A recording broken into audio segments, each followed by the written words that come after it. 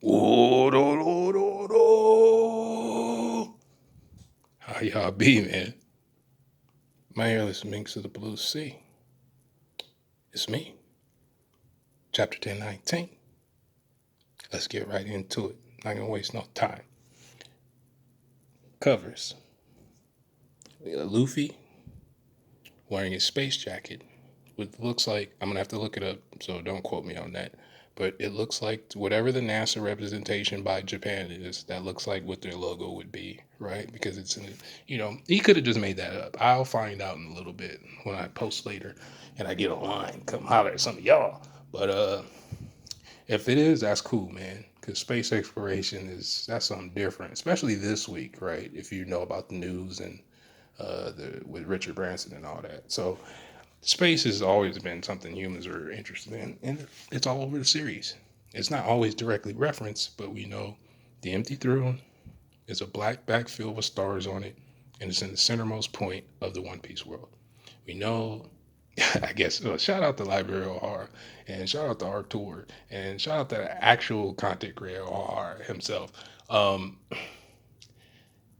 we know for a fact that the O'Harans were interested in things outside of the One Piece world because we see Glover had a clove with moons on it, and there's implications that there possibly was more moons prior, right? So it's not guaranteed that the world in the story now isn't in the same situation as it was previously, right? And moons affect tide to begin with. I don't know if Oda's going to go that deep with it, but those things are all related. And then on top of that, the fact that with the cover story of Anel that went deeper into the actual backstory with some Skypeans and having hieroglyphics on the moon, space is definitely going to be a thing, right? This isn't just something the community agreed on. Like it's been shown to, yes, space will be a thing. Are we going to do a bunch of space stuff? I don't know. Hopefully not, but I'm sure there'll be a reason to go to space, especially because I finally see people are starting to discuss this a little bit more. I'm sure people have before, but it's just like, man, why? I guess because there's nothing to really add on to it. But that whole Anel being able to breathe in space is still bothers me. But the other part of the cover, um, Waldo. For y'all younger cats who maybe because of American Dad or Family Guy, South Park, maybe even The Simpsons, I'm sure Waldo's been referenced. So some of you might who didn't wasn't around during that time period actually know who Waldo is. But that was definitely a thing when I was a kid. Similar to if you've heard about Goosebumps books and stuff like that, like Waldo was that dude, man. I imagine that took a long time to draw. I can't draw at all, so I could definitely, it'd be hard to imagine even trying to tackle that. It is dope though. I'm gonna go back and look at it more, but I liked it a lot. So anyway, let's get into the beginning of 1019 because the first thing, the first words we get in the chapter are already interesting to me, and that's the fact that Sanji says Frankie will be interested in Queen's tech, which to me that says Sanji plans on removing body parts from Queen, or just maybe having a like after arc discussion, right? Because I won't say needs, but with him having to read to his connection, his relationship with Frankie and Usopp is going to be a little bit different, right? Similar to Nami, where they're going to look at their weapons and because they all help each other, right, with stuff like that. I'm not sure if I don't know what's going to happen with it because on one note, it's like this battle between Queen and Sanji is going to be cool because I'm sure Queen is aware of the raid suit. Not necessarily that Sanji may have one, but if as soon as he sees, or I don't know. I just think that I don't think Judge would let other people work on the raid suits like that. But it doesn't mean they didn't collaborate in some kind of way. So Queen might know some stuff about the raid suit Sanji's not aware of. But the fact that that's brought up, it can't be for no reason. So maybe Queen loses an appendage or two or a weapon or something, and that goes to Frankie, and it's used on the raid suit somehow or to help the ship, or there's got to be use for it. And having multiple beams is not something Frankie could really do like that. So whatever that tech is, similar to the pacifistas, this whole ability to spam laser beams of some sort is definitely going to be important. And it might even play in the role of Pluton later on, because that's what Frankie wants to build in the first place. So, although it's like a small detail, it just seems like something that might pop back up later. And then the fact that you guys know I've been saying Zoro and Luffy's recovery time have mirrored each other since they both got clapped. It's been pretty much the same. And then we see in this chapter the Pootie Tang. I still call it the Pootie Tang. If y'all know what that movie is, really dating myself today. I'm like, oh, around LeBron-ish age. But anyway, yeah, that situation. And then, oh, the other part about Waldo, why it was cool for me, is because actually in the fifth grade, the last thing I wore to go trick or treating, I actually dressed up as Waldo, and it was hilarious for everybody involved. Got some crazy looks, here and there, but I still remember that. It's like one of the few childhood memories I remember of actually being a kid. Most of my kid life wasn't very kid-like. I don't talk about myself on here very often, but the Waldo thing hit some nostalgia for me, boy. I was like, man, I remember that.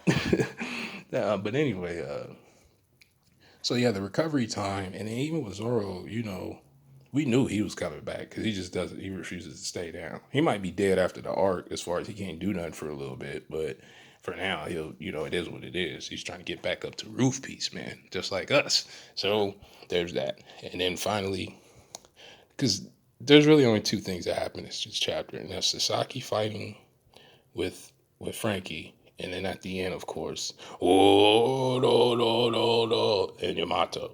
So we'll talk about that first. And I enjoyed the fight, and like I had said chapters ago, I think around the time Yamato was introduced, I just remember bringing up Sasaki's sword before, because the hamon, right, the shine that you put on a blade is normally wavy, and it threw me off that his was more like block.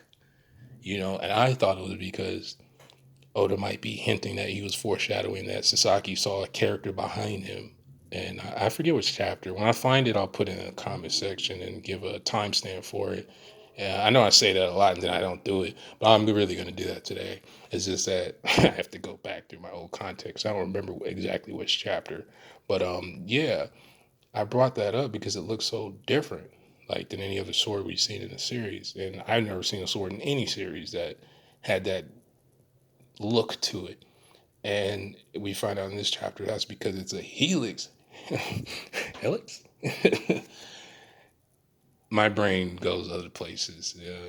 Bill Burr, for years, has been advertising for Helix mattress. And every time he says Helix, he always says it twice. So every time I've heard Helix in the past, probably like 5 years, that's what happens.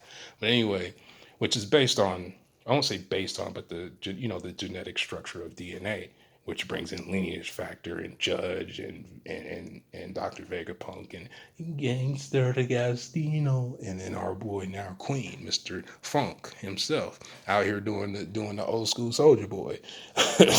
But it's interesting to me that these two fight to begin with because they're kind of brute strengthy, right? Both of them. Zoans are by default, but his fighting style, like this was some Wile E. Coyote type stuff. Y'all know I bring up Looney Tunes a lot because Oda, some of his cartoony aspects, you could kind of tell what era, and then because of how old he is, you could tell that's the type of stuff he watched, like with character mannerisms and stuff like that, especially with Big Mom. Like, there's just no way. There's so many scenes with Big Mom that are very Disney-esque or Looney Tunes-esque. Like, there was a witch that Bugs Bunny used to get into it with a lot, that Big Mom has those same mannerisms, similar to that orange monster. He used to say, "I'll love him, I'll squeeze him." That monster. That's how Big Mom acts, just like that. But anyway, that it's just Triceracopter, man. We made the whole chapter after that. I respect it, man. I know the phrase "built different" does get overused a bit, but nah, Oda really is built different, man. He's on something else out here.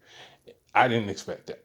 Frankie didn't expect it, but I think it's cool because every time we see anything cyborg like, it's just like, oh, Frankie could probably add that somehow, and then his sword, the Helix sword, it spins. That makes sense because when you see models of DNA, right? Especially in movies, cheesy movies, they always show it spinning. So I don't know if that's the reason why, but that's kind of what my mind went with all that stuff. And it reminded me of Dod's Bones because he had a spiral. He could he had a spiral attack where he put like circular blades, using the power of his steel fruit to do something similar. And he was using it in all kinds of ways. This dude was like a dinosaur Gundam for a little bit. I was just waiting for I was just waiting for some kind of lightsaber or something to pop up out of nowhere, but it was pretty cool. And the durability of Wapple metal, because I'm still assuming at this point a lot of stuff that Frankie upgrades is all Wapple metal at this point. Maybe not Wano because I'm not sure the process behind Wapple metal, but we know how strong it is and we know its durability. So I just assume that's what he uses because it wouldn't make any sense to use anything that's weaker, right? And being able to physically stand up to a zone with an ancient zone at that, knowing their brute force, their strength, and then this zone is different because he knows how to move fast. Now, Frankie's probably not taking a Thunder Boggler from Kaido in hybrid form, but this is, to me, it does give Frankie like a little shine in the sense where we haven't seen him really do anything from a fight standpoint. He's been taking care of business, like being a carpenter and, and what he did during a time skip for himself and just stuff like that. So seeing this for me was like, this was, like that kind of, yeah, let's go, Frankie. And then we did Frankie out here taking people to Suplex City, man. I had wrestling flashbacks, just like when I first started reading the series, like I was aware of it. It takes me a long time to jump into stuff. But the first time I saw Frankie do a suplex, I was like, oh, this fool Oda be watching wrestling. Oh, okay, yeah, I can rock with I can rock with this. But you see like the V scar on Sasaki, and he just tanking stuff. And even at the end of the chapter, before he got radical beamed, he got knocked out temporarily, similar to like when Apu knocked out Luffy for like 3 seconds or whatever. That whole situation that people was chirping about. But at the end of the day, who Sasaki might not even be permanently out the fight, right? Because we've seen this with Jack. Jack's gotten thrashed. Like since Zoe, he's been getting clapped. I mean, he's been putting in work too, but he's been clapped in as in he's taking a lot of damage. I don't want to say like he out here just getting washed up. Maybe he is. I don't know, but he's taking all this damage and he's still not out the fight. And then even with Who's Who, we're not even really technically sure if he's out the fight. With these Owens, it's not a game. If Ulti and can walk away from a Big Mom Conqueror's clap and live to tell about it, you can't say it's out of. You can't just say that these other zones are knocked out the fight because they're supposed to be relative to each other, right? They have different skill sets and strengths and whatnot, but for all intents and purposes, they're around the same level, or else they wouldn't be in the same group. They wouldn't be grouped together if they wasn't. So there's a chance that since Oldie jumped back up, Sasaki might jump back up, Who might jump back up, And then because we've gotten the more detailed part of the fight, now later maybe we just get a couple panels of cutaway type stuff, like, oh, it wasn't over yet. If not, that's fine too. But I don't know, I'm just not buying it. But I do like the fact that something happened with that sword. I was wrong about the reasoning. I thought it was just like it looked like that because there was a reflection of a character that we didn't know about. Like he was trying to foreshadow somebody who was hidden because there was buildings behind Sasaki at the time. But him having a helix sword makes so much sense, and odds are this has to do with Queen. So that's two things in the chapter to me from a technological standpoint involve Queen. What Sanji said about, oh, Frankie would love to get his hands on this tech that you got here, especially multiple lasers, because we don't we don't necessarily think about it, but the Straw Hats do think about each other's capabilities. At least Sanji would think about something like that, because I trash Sanji all the time, right? But that's when he's on Sanji D Sim Smoke time. Actually, you can't put the D in Sim Smoke. When he's Sanji Sim Smoke, I can't fool with it, man. There's no, it's like, I can't do it. But when he's on Sanji D Crip Smoke time, it's a different game. So it's only like 20% of the time for me I find Sanji annoying. The other 80%, hey, look, he ain't Zoro. I got that Zoro bias. That's my guy, right? Southside Shimosuki Village. Y'all already know what time it is. The Senpai de Santoryu, whose legend has been building in Wano. But I still rock with Sanji. I ain't one of those guys. It's not either or for me. But I think that could happen. Um, and then, like I was saying with the whole thing with Sasaki, Frankie seeing these different things, like, oh, you move weird. I didn't expect an air battle. Well, Frankie doesn't fight in the air yet, you know? So maybe that's a hint. He's going to work on some kind of propulsion of some sort, right? Because the other scientist that we're going to get to, I'm sure at some time, is, oh boy, the cat mink. Oh man, his name slipped my mind. Oh, the Rev Catmint guy. His name just slipped my mind. Like I was getting ready to say it, but you know who I'm talking about. Lindbergh. There we go. Just like the pilot, Lindbergh. Um, we know these things are going to keep popping up in the series with the science because of the climate act and it's a thing. Pluton, all this stuff's going to be a thing. And I also liked in this fight that he was able to basically for a little bit, like what Frankie did is basically what a swordsman would do, right? Let somebody cut them so they can get the cut that they want to take to end the fight. And that's kind of what he did. Because he was probably gauging the whole time how much can the suit take? How much can Shogun Frankie take as opposed to only himself? How much damage or force he could take? And he proved that he could. So towards the end of what it looks like maybe the end of the battle, he was able to endure all that, and then he's like, look, abandon ship. That was dope to me. I like stuff like that. You guys know how I was kind of hype on how Jinbei gave Who's Who that little hand to hand swivel with the grabbing of his teeth. To me, that was simple but hype. And that's just what it was. And the other reason why I like it is because if we're focusing on the fight, like I said before, I was wrong. I didn't think we were going to go this deep into each Straw Hat fight at this point, just because of the way how chaotic one has been. But that means, oh Robbie, baby, we gonna get that 1v1 Black Maria, and it's gonna go in too. Because Chopper got his with Queen. The Monster Trio always get theirs. Usopp put in work with Oti and Pepe. Nami put in work with Oti and Pepe. We gonna get some Brook. That's the only people really left. We got to get some Brook. We already got Jimboski. We just need Brook and Robin. So for me, that just thinks that's the next step. Not necessarily next chapter, but in general, the next Straw Hat that we probably going to see get their dues. Maybe a chapter or two with throwing some hands. It's got to be Robin, and I think there's a reason why Robin is being saved for last because the attempts to kidnap her, right? These people are going to get clapped. Robin could probably do some stuff we're just not, because we always see the Straw Hats. We assume that they're not working on stuff, but clearly it's implied that they do even off screen, right? So whatever Robin's got going on, during this time period, it's got to be useful, right? And to be able to stand up to a flying six and hold your ground for the lower power structure of the crew, because that's not her main focus to be fighting.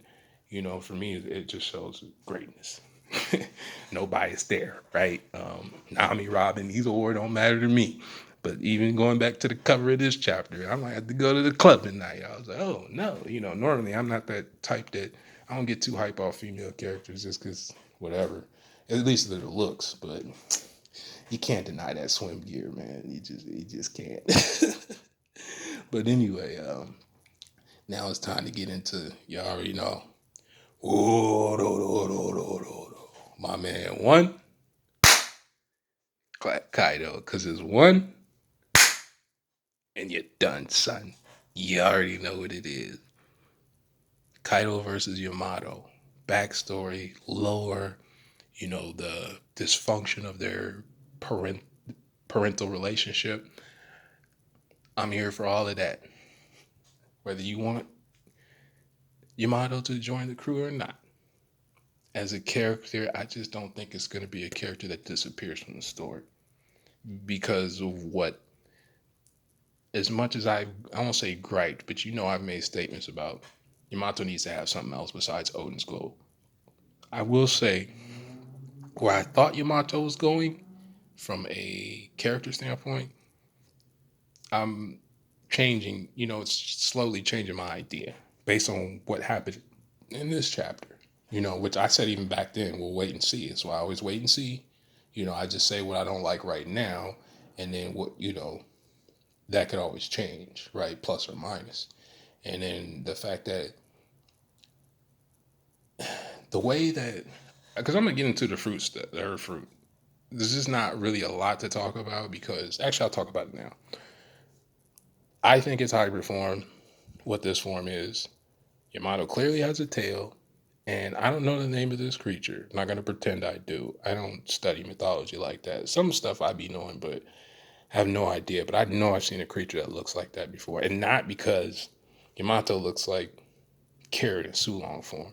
So maybe there's some ties there with mink and Zoe and devil fruits. You know what I mean? I don't know if there is or not. I'm not saying there is, but y'all who've been rocking with me for a while, I've my ideas on how devil fruits work, specifically zones, because they're connected to a life force. I just think they work different, and that's why you can have smiles in the first place. Because how do you take the lineage factor of sand? You can't. So it's a different with paramecia and logia, because with paramecia you're normally manipulating your surroundings or you're manipulating your own self, from a body standpoint, right? So when you think about that, what type of creature Yamato is, as far as the devil fruit part, it might be of some importance to why Kaido wanted that fruit. Because Kaido said he went through a lot of trouble to get that. What does a lot of trouble mean for Kaido? There's only a few things to me that would mean a lot of trouble, and that's him dealing with the government directly, or another Yonko. I don't know if that's the case. I mean, we don't still know when Yamato consumed the fruit. But based on how she said it, or he, however you want to word that, Yamato said it was a mistake. It was by accident. Just saying like Luffy, you know. But we know for a fact that when Shanks, whether he knew he was taking the Goma Goma or not, he knew it wasn't meant for Luffy. He didn't plan on giving it to Luffy. That just happened. We don't necessarily know if Kaido wanted to give the fruit to Yamato. It might have been for somebody else. Who, I don't know. But it's very possible. So, or even maybe it was meant for Yamato, but it wasn't time yet, and Yamato ate the fruit premature.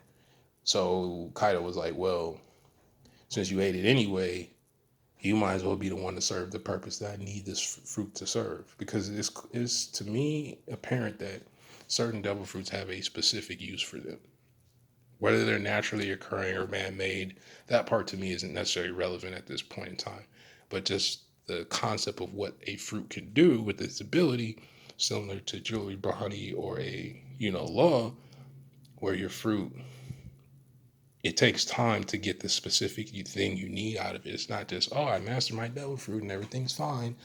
There's probably people who's mastered the devil fruit before that person, and there might have been 1-2 abilities that they just didn't have access to. And like I stated before with devil fruits, I think they work in a way sometimes where certain things you're aware of as soon as you consume it. Because we've seen even Kaku, right? There were some things that already, some of it might just be common sense, but it's just like, if you study giraffes, you wouldn't even, unless you study giraffes, getting the giraffe fruit off the top of your head, I don't know if you would have used it the same he would have. You know what I mean? I don't mean that in a negative way. It's just maybe there's certain things that you just know when you consume the fruit, and it might be based on what the previous user achieved. As far as like basic stuff, this fruit, like I said, looks like Sulong, but it's probably a mythical creature of some sort because it does look Kyuubi-ish, especially when you look at the bottom of Yamato. I know a lot of y'all probably do that already, but the whole tail thing, right? It looks kind of fluffy. It almost reminds me of Katarina Devon. So I'm like, is this showing a similar type to Katarina Devon's? I don't know. And I'm sure it's mythos ties into the story. I'm going to look at that a little later before I get online with y'all and see what's cracking. But Kaido's still trash, of course, as a parent, because denying your child a free will is one of the worst things you could do as a parent, because it's a different type of abuse. You've changed the way your child thinks about certain stuff, and not in a good way, right? And it's like, did Kaido, because of the time it takes to get whatever you want out of that fruit, did he just tolerate Yamato having it up until this point? And like I had stated before, she's just another piece on the game board to him. Because it's not like Kaido couldn't just have another child, or maybe he couldn't, because maybe he can only mate with a certain people. But it's just like, well, he's a Zoan, and they've shown to be able to change their size. But depending on Kaido's natural size, I can't imagine, and I don't want to imagine anything like that. But just from a logic standpoint, Big Mom seems like the only person that he would be dealing with in that aspect of life.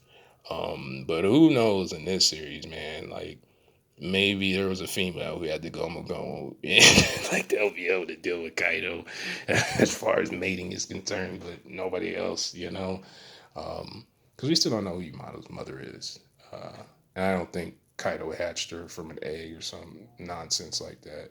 Although there's been hints about dragons having eggs in the series, right? The egg that was on Roger's ship or whatever, people for years was that some kind of dragon or some other thing. I don't know. All I know is I like the fact that Yamato, for whatever reason in this chapter, it just felt different for me. The way that Yamato talked about how can I be Odin. So what I used to think is Yamato was just assuming the identity of Oda like fully and not taking into perspective who Yamato is personally. But in this chapter, because of the way it's described, it makes me think, oh, maybe that's not the case and I'm just wrong, right? Where Yamato does look at herself as somebody different than just, oh, and Odin's goals are her goals, and she cares about Wano because she watched what her pops do to this country this whole time. So that kind of thing. But we'll see. Y'all let me know what y'all think. This chapter to me was Friday Fire as usual. Been getting Mara chapters for a minute now. And I don't know. I want to know why Kaido wanted that fruit. Or was it a Shanks thing where it was purely luck that that Yamato ended up with it? And if there is a time latent ability, it has to tie into what this creature already is. And like I stated before, I didn't understand how Kaido or Yamato's plan was just drive Kaido out of Wano, because what just stops him from coming back? You can't even lock this dude up, probably especially now. Like, they already tried that. They put Kaido in Gym Pop. He'd already been in the state, and he done the Fed time. You know what I mean? And he's still free. So it's like, oh, another thing that I thought about, the parallel between Who's Who. I know it's not really necessarily related to this chapter, but when it comes to information, um, Who's Who kind of reminded me of the situation with Dofi. At first I thought that it was necessary for Who's Who to be at a place like Impel Down, but then I thought about it. I'm like, well, if they took Dofi on a ship, it's very possible that Who's Who could have been on a ship as a prisoner, and just that's how they ran into Shanks in the first place, and that kind of makes sense, right? But I still think at the end of the day, though, there were other people involved that had something to do with that situation. He wasn't just a singular person. Whether the Goma Goma is special or not, something intended, right? Like for heavenly tribute for these trash Tenryubito. When they take the money to the Tenryubito, it's not some scrub. Because regardless of what people think, there are people that still rob them, even if they know it's a heavenly tribute. They don't. I'm sure there's pirates that don't necessarily care about that stuff. You getting robbed, empty your pockets. But yeah, because when we first seen him locked up on the ship, the first thing he was talking about was like, he was sitting there laughing like, oh, y'all gonna send an assassin to kill me because I know too much. And then we found out a couple chapters ago with Who's Who, that kind of seems like that's a thing. And maybe the same person or the role that person plays for Who's Who, something similar happens with Dofi. It's just Dofi might know about this stuff already. Just because of where we're at in the story, it was not necessary for him to bring it up. Because he clearly knows more than most people. Probably even more than Long Robin. You know what I mean? Those type of characters. So, I mean, we'll see. I'm interested in how. I still hope Yamato doesn't die because I just think if Kaido wanted Yamato dead, he would have just done it a long time ago. You know, it just wouldn't make any sense. So it's just like even with Law and Dofi, it's a similar relationship in a sense where I'm sure from the time Corazon died to the time that we meet Law in the story, Dofi could have killed him, but he was waiting for enough time to pass for something that could happen. And Law was aware of this to begin. He was aware of the situation. So it's just like with Yamato, does Yamato know? Why Kaido would wait so long, and why it has to be Wano. It's like, does he want? Where does he want to go? Where he feels like Yamato, someone needs to stay at Wano, because it doesn't sound like in an isolated place like Wano. How do you take the whole world to war without all 3 inch weapons or something? It just makes me think he wants that as a stronghold, as his main base, the same way Blackbeard has a main base, the same way Big Mom has, Thoughtland. So it's something like that. And, Kaido wants Yamato to basically play the Katakuri role, something of that nature. But we'll see. Y'all let me know, man. Y'all be safe. Enjoy your weekend. And I don't know what else to say. One Piece has just been on fire, man. I'll probably talk to some of y'all in a few hours, and the others, we'll see you again next week. Peace.